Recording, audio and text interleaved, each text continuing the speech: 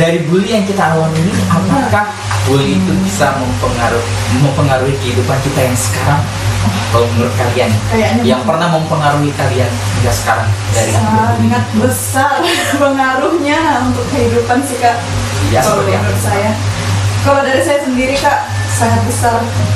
Bully, efeknya, dampaknya dari sejak sebelum saya TK sampai akhir semester kuliah S1 itu membuat diri saya, pribadi saya menjadi orang yang lebih sangat-sangat tertutup, sangat tidak mau untuk tampil di depan umum. Maksudnya kalau ada apa-apa, jangan nih saya deh. Atau kalau ada acara perkumpulan reuni atau apa, atau istilahnya di kelas, dalam kelas nih ya, di dalam kelas duduknya pun paling pojok sudut belakang lagi gitu. Dan kalau foto paling sudut, terus mencil sedikit. Terus kalau berdampak sampai sekarang sih lebih yang ekstrim, bully yang ekstrimnya sih. Kadang kalau ada orang suara keras sedikit aja gemetar. Makanya saya nggak bisa dibentak keras karena pernah mendapatkan bullying fisik dan verbal sekaligus gitu. Terus yang kedua, bullying bentuk seksual.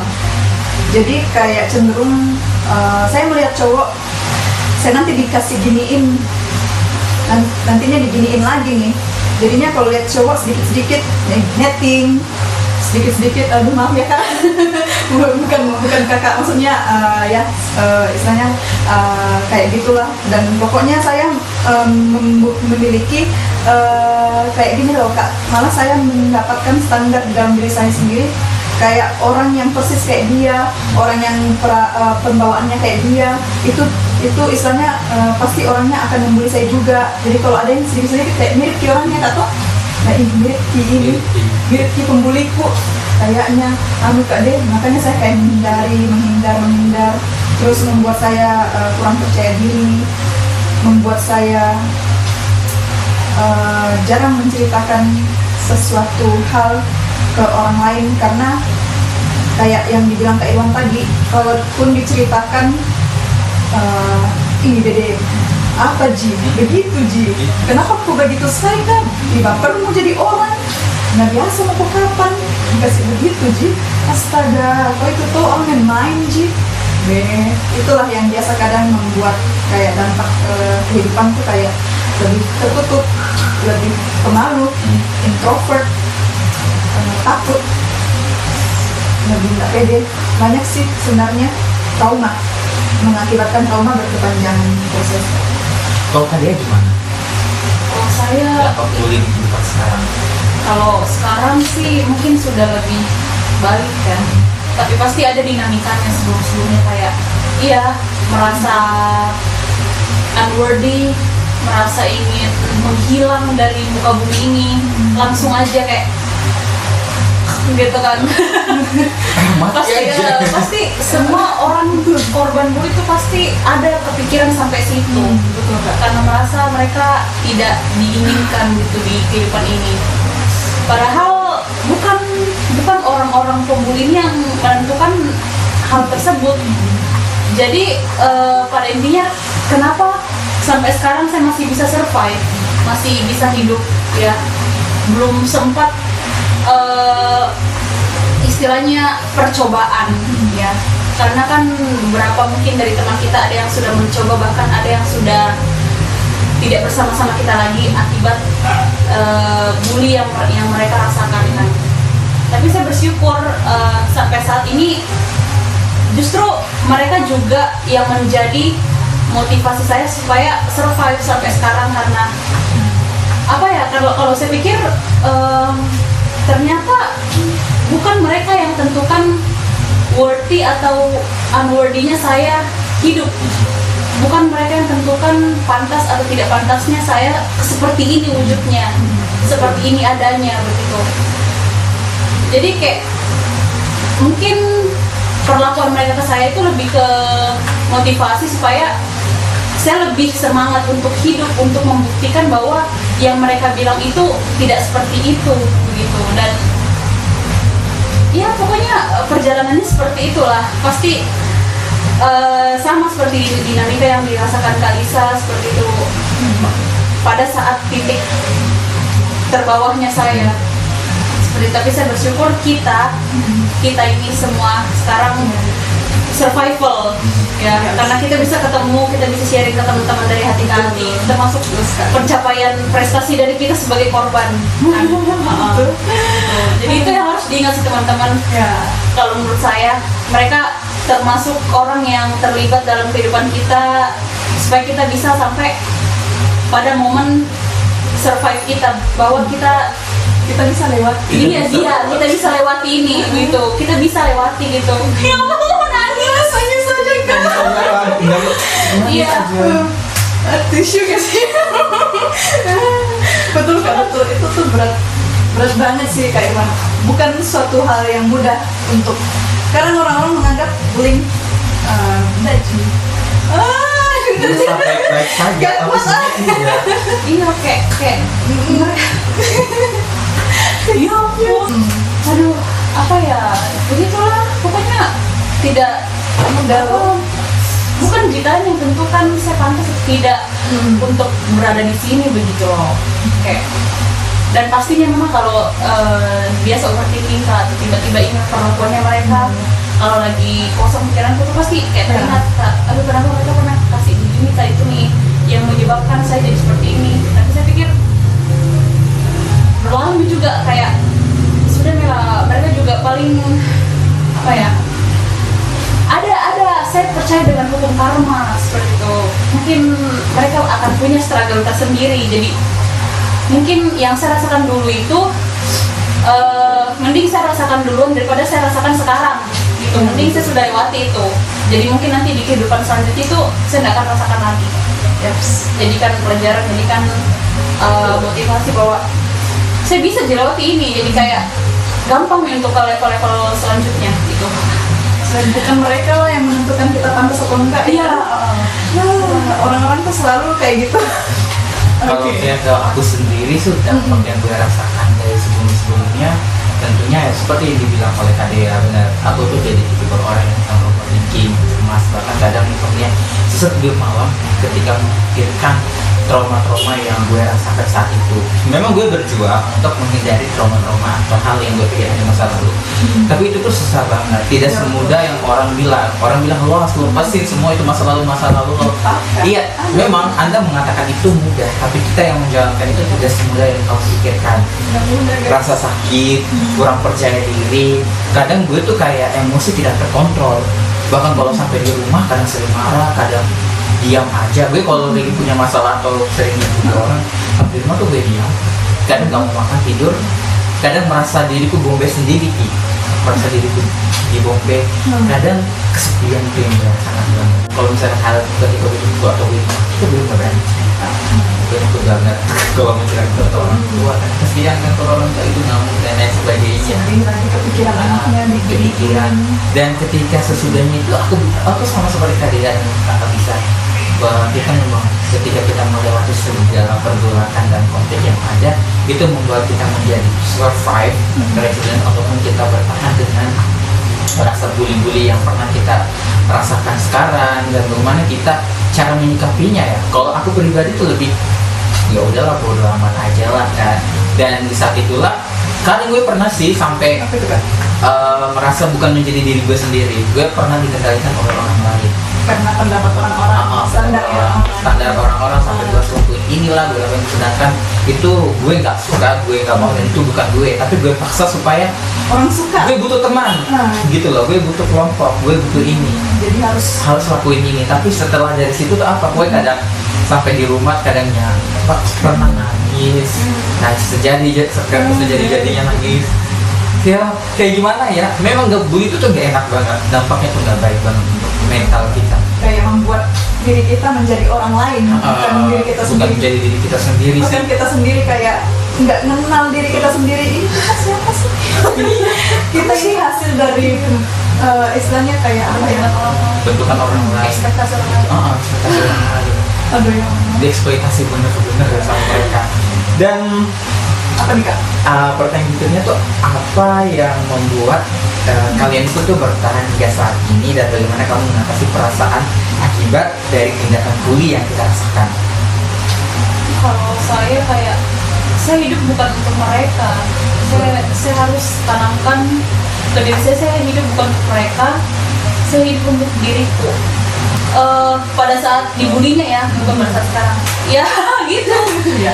Gimana ya? Pas orang bully secara verbal, kan kita kayak biasa nggak bisa berkutik gitu, nge-freeze gitu, diam kan, kayak nggak tahu mau balasan mereka apa gitu. Mungkin karena mereka lebih cantik, lebih pinter, jadi bingung mau ngatain apa kan. Bingung gimana cara mereka biar diam itu. Ya gimana ya, ya rasanya pengen ramas aja mukanya gitu kan. Iya, jadi lebih ke pembalasan itu fisik, karena saya nggak tahu mau balas kata apa. Mungkin mereka lebih perfect dari saya dan mereka merasa, iya, mereka karena merasa tidak punya kekurangan, makanya mereka ngajak kita supaya kita nggak bisa balik menyerang dia. Ya, yang pada saat itu saya lakukan ya penyerangan fisik. Seperti mencakar. Iya. Biar rasa-rasanya pengen dia diem aja gitu ya, ramas saya sekalian mukanya kan. Coba saya anggap saya Kak orangnya. Mau dia apa ini? Takut. Jadi gue juga jadi takut nih. Bukan mukanya juga diramas kayak iya, pokoknya kayak diem kayak gitu, kayak diem kayak emang gue ngapain sih kan. Gue diem. Satu-satunya buat mereka diem tuh ya mungkin lewat aksi, lewat fisik gitu. Nah, karena kan ada istilah juga stick and stones don't break my bones, tapi memang stick, tongkat dan batu itu memang mematahkan tulang kita, tapi istilahnya kayak bisa disembuh kalau penyerangan fisik seperti itu, tapi kata-kata itu tidak bisa menyembuhkan hati. Jadi itu yang saya lakukan. Justru sepertinya efeknya tuh lebih ke saya, karena mereka serang saya secara psikis bukan secara fisik gitu. Fisik itu kayak kalau dipukul, dicakar itu bisa sembuh, tapi kalau kata-kata yang mereka lontarkan ke saya, apalagi kalau mereka lebih perfect bentukannya, ya pasti itu nyakitin banget. Jadi yang sampai sekarang, nah yang bikin saya survive sekarang ya harus kita tanamkan bahwa kita hidup bukan untuk mereka. Kita punya banyak hobi, kita punya banyak sesuatu yang belum kita capai sekarang. Hiduplah untuk itu gitu. Jangan pikirkan keberadaan mereka. Wah, kita hidup untuk nonton drama, kita hidup untuk menyelesaikan ini. Pokoknya iya, enjoy kita lakukan, fokus pada yang kita lakukan, jangan fokus pada keberadaan mereka gitu. Mereka tuh nggak penting. Asik. Kan nggak penting gitu ya.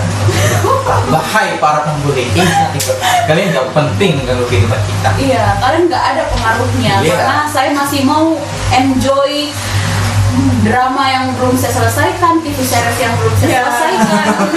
Jadi perlakuan kalian ke saya itu tidak akan mempengaruhi saya untuk mengakhiri hidup gitu. Kalau memang tujuannya kalian untuk memancing saya supaya mundur gitu. Nah, kalau Kalisa sendiri bagaimana nih cara survive-nya itu dari pembuli hingga sekarang? Masya Allah. Kalau cara survive, itu tadi yang dibilang kalian, kita hidup bukan untuk mereka. Dan cara saya survive, ya saya cuekin, but itu nggak membuat, oke, saya terima deh dibully seperti itu, ya udah saya gini-gini aja, enggak.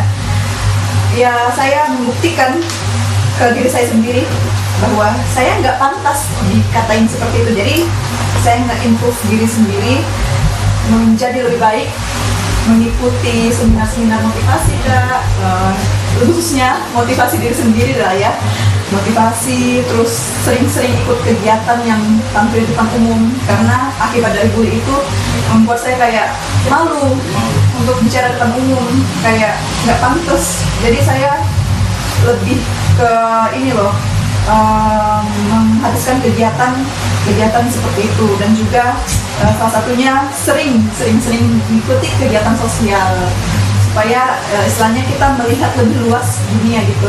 Bahwa teman kita bukan hanya dari si pembuli ini loh, teman kita banyak orang yang bahkan istilahnya nggak memandang kita dengan standar tertentu kayak kita semua gitu kan, nggak pakai standar gitu. Supaya kita dari situ saya istilahnya untuk survive sampai sekarang melalui seperti itu. Jadi lebih banyak mengikuti kegiatan sosial, menghabiskan waktu mengikuti seni motivasi, lebih sering tampil di depan umum, melatih diri untuk bisa berani. Saya tidak mau loh, saya nggak terima dikasih gini, nggak terima diginiin.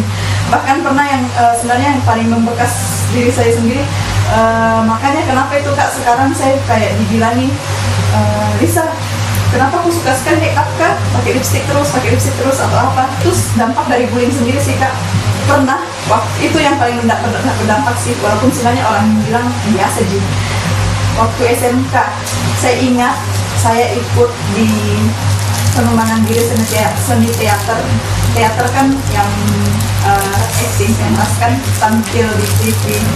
Terus ada kakak senior nih, cewek, emang sih dia manis orangnya. Saya di situ bertugas sebagai kayak sutradara Kak, istilahnya sambil nulis narasi. Saya nulis pakai tulisan tangan saya sendiri.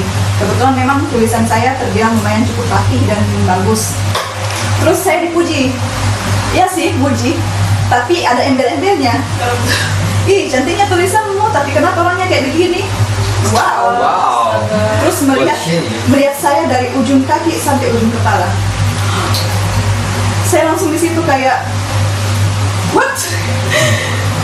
Kayak aduh, apa nih? Masih orang. Langsung saya mau tanggapin apa ya Kak? Karena dipuji, cantiknya tulisannya, tapi kenapa orangnya kayak begini? Baru lihat dari bawah sampai ke atas. Oh, tapi memang saya akui sih Kak, waktu SMK itu, seburik-buriknya saya dulu. Burik dan tidak pede. Sekarang kita kan berani nih Kak, berani dengan apa adanya ya, dengan diri sendiri. Bersyukur. Jadi dari situ sih sebenarnya yang bikin saya survive, saya membuat saya kayak terbakar. What? Ini menguji tapi aduh ya Allah, sakitnya hatiku. Sampai saya survive, saya membuktikan bahwa saya nggak begitu. Saya ini cantik menurut standar saya sendiri dan orang tertentu. Kalau aku sendiri sih ya, aku lebih menjadi diri aku sendiri. Dan meskipun dulu aku sering dibully, di kata-kata sampai dibantuin contoh, nggak pusingin, karena bagian ketika kita bisa survive dengan itu, yang harus kita lakukan adalah mengabaikannya. Aku dulu waktu pas dibully, aku alihkan ikut kegiatan ekskul di sekolah, bela diri, ikut kelas menari, ikut kelas public speaking. Karena ketika aku ikut kelas-kelas seperti itu tuh orang nggak akan memandang remeh kita. Ketika aku belajar bela diri, itu tujuannya supaya aku bisa terhindar dari kekerasan fisik. Karena fisik yang paling sering aku dapatkan. Jadi aku belajar bela diri supaya bisa menghindari itu. Dan untuk mencoba memaafkan pelaku-pelaku bullying, meskipun trauma itu masih ada, aku terima aja sih itu trauma. Kalau misalkan aku menolak trauma itu, justru aku yang jadi overthinking, aku yang menjadi stres, dan malah aku menjadi depresi kan. Dan aku selalu berpikiran dan open-minded bahwa setiap orang itu berbeda. Dia punya kelebihan, dia punya kekurangan, dia cantik, dia tidak cantik, dia pintar, dia tidak pintar. Tapi bagaimana cara kita benar merasakan hal yang sama yang kita rasakan? Karena empati itu juga perlu supaya kita juga jadi kuat, bisa bertahan sampai sekarang. Jadi itu yang aku rasakan sampai sekarang itu bertahan. Dan sangat bersyukur banget ketika punya teman, ketika aku punya teman-teman di AIM, rumah milenial, teman-teman dari HRI, sampai teman-teman di kampus, dan juga orang-orang di lingkungan kerja aku, semuanya pada baik-baik, dan kita tidak mempermasalahkan atau tidak pernah ada satu kata yang menjurus ke bully atau alhamdulillah tidak. Selama aku tinggal di Makassar, aku lebih berani terbuka. Dan kenapa sampai sekarang aku takut banget pulang kampung? Kenapa? Karena itu tadi. Apa nih? Kan dulu gimana ya, kalau pulang kampung tuh pasti kalau liburnya lama pasti dibilang ini orang nganggur ya, tapi aku takut selama kita berada pada lingkungan yang tidak aman, sebaiknya kita hindari. Aku saranin hindarin aja, karena kalau kita terus bertahan di tempat itu justru mah kita sendiri yang menderita. Itu aja sih cara untuk bertahan dari bullying. Menghindari lingkungan toksik, teman-teman toksik, supaya kita nggak jadi toksik, guys. Yes, benar banget. Tuh. Ini pertanyaan apa ya? Pertanyaan yang ini kayaknya dari kita ya. Pesan kamu buat teman-teman korban bullying dan juga kepada para pelaku bullying. Pesan-pesan untuk mereka seperti apa? Kalau dari saya buat pembuli, tetap saja lakukan passion kalian, karena sebenarnya apa ya, kalian hanya memperlelah diri kalian sendiri sih. Jadi untuk pelaku bully, sadar nggak sadar bahwa kalian bisa sedikit memotivasi orang yang kalian bully, tapi kalian juga jadi penyebab beberapa orang merasa mereka tidak berharga di dunia ini. Jadi kalian pun bisa membunuh dengan kata-kata tanpa harus melakukan kekerasan dengan senjata tajam gitu istilahnya, tanpa harus merencanakan pembunuhan.